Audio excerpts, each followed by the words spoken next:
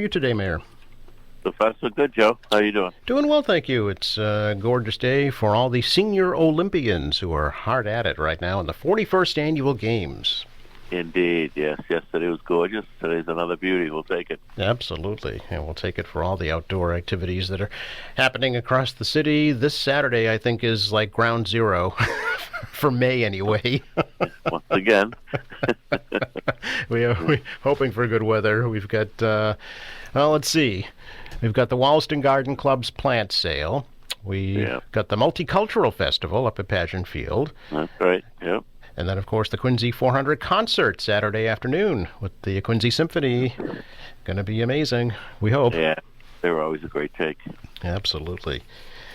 Mayor, I thought we could chat a little bit this morning, seeing as we're in budget season, about the budget discussions going on at the City Council this week.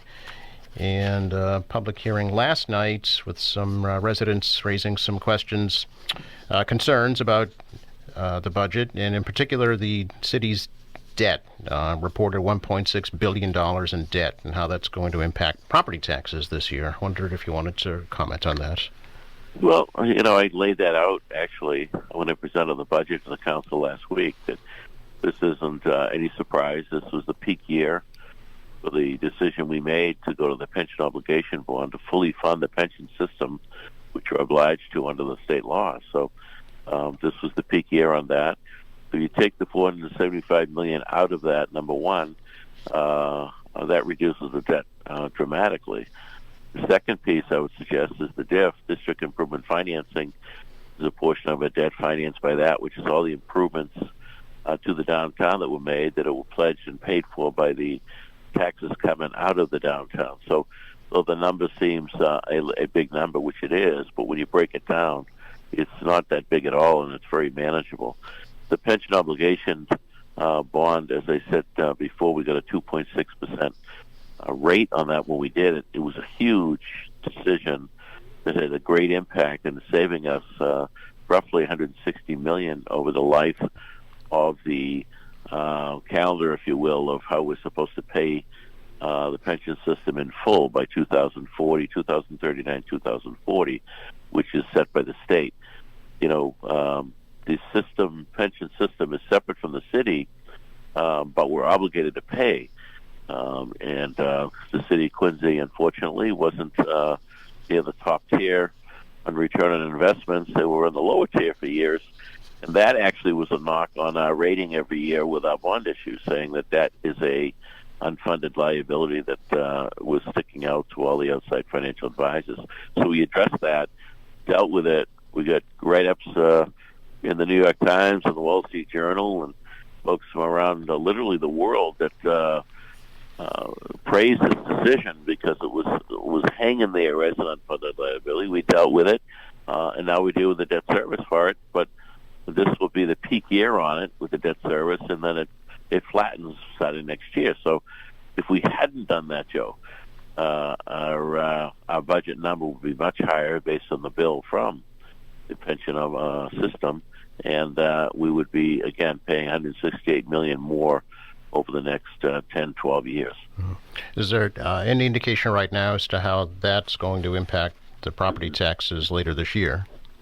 No, we haven't done that analysis yet because we don't have there's a number of factors that go into that formula, Joe, including new growth, for example, and values at the time, which it's a different formula that happens later in late summer, early fall. So it'll be a modest increase for sure. Mm-hmm. And some of the concerns raised regarding the taxes, that the city is number one of its size when it comes to property taxes in the states. Again, how the state looks at our debt service is very different than what's being described. Mm-hmm. Once again, if you separate out the POB, you separate out the DIF, it's a very low and manageable number.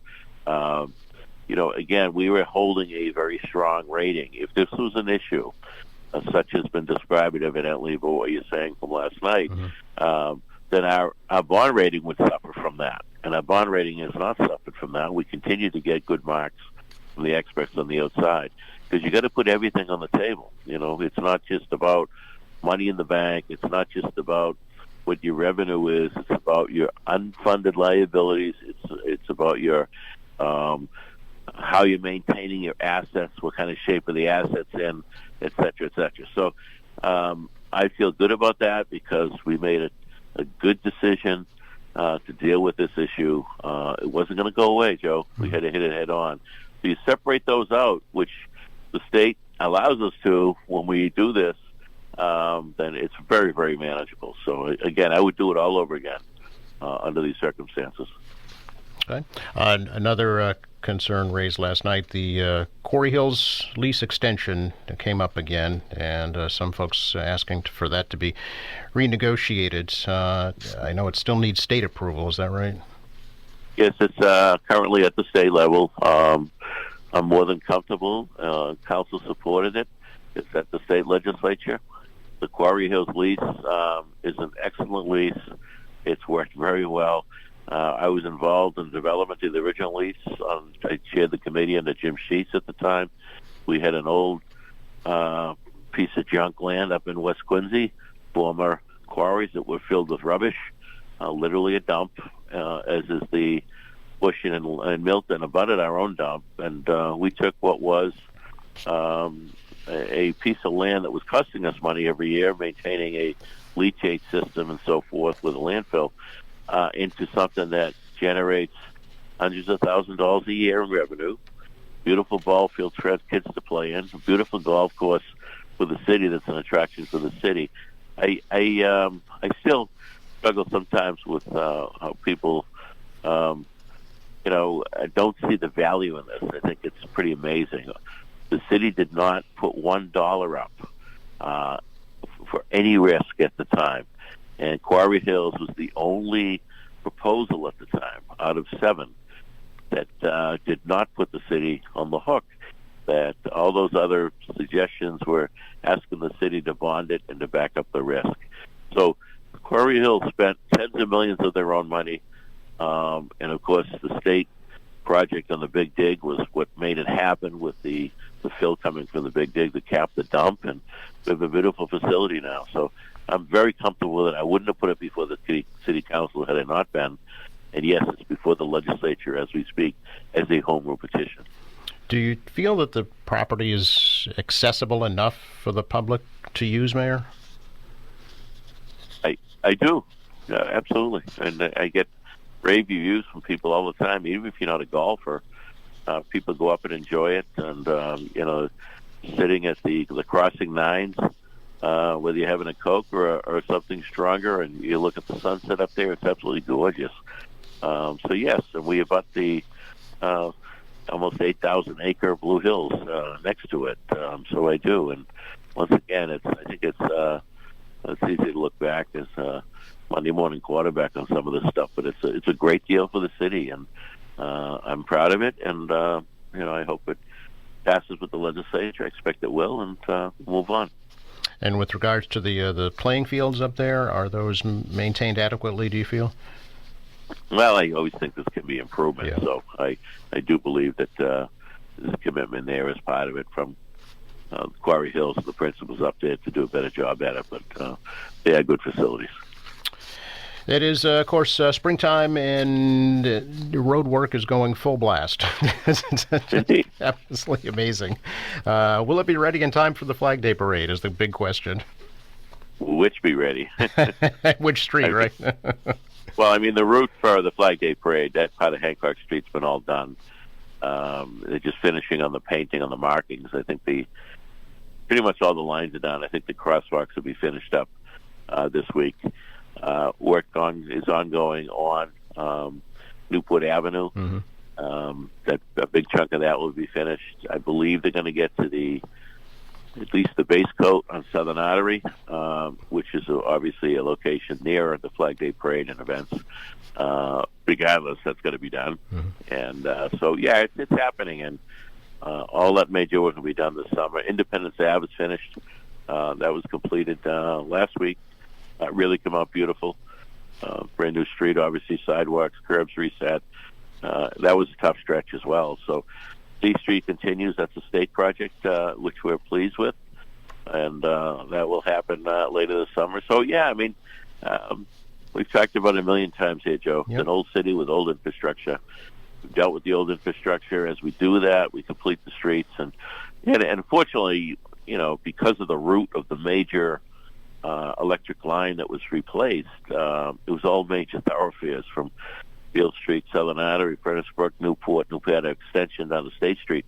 It doesn't get worse than that as far as interrupting traffic. So once it's finished, I'm sure I'll be getting calls that the cars are speeding. But it's all good. Yeah.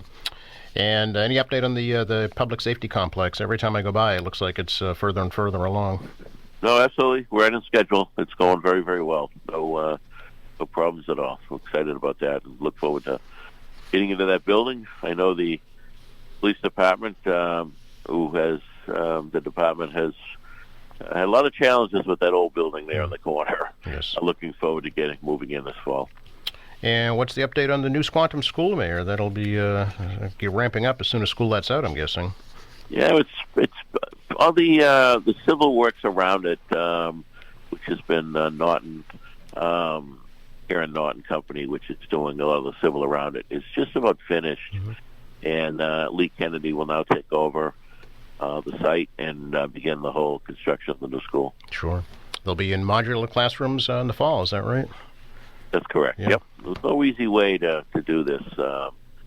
It's a little complicated, but there's a great committee that, Paul Hines, Superintendent Mulvey heading up. We have teachers, the principal, Sylvia, and neighbors involved, and we're making good decisions.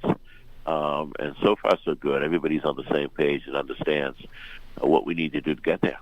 Very good.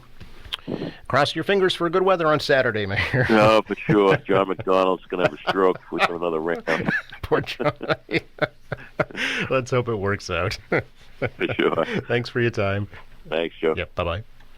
Mayor Thomas Koch, our weekly City Hall update here on AM Quincy.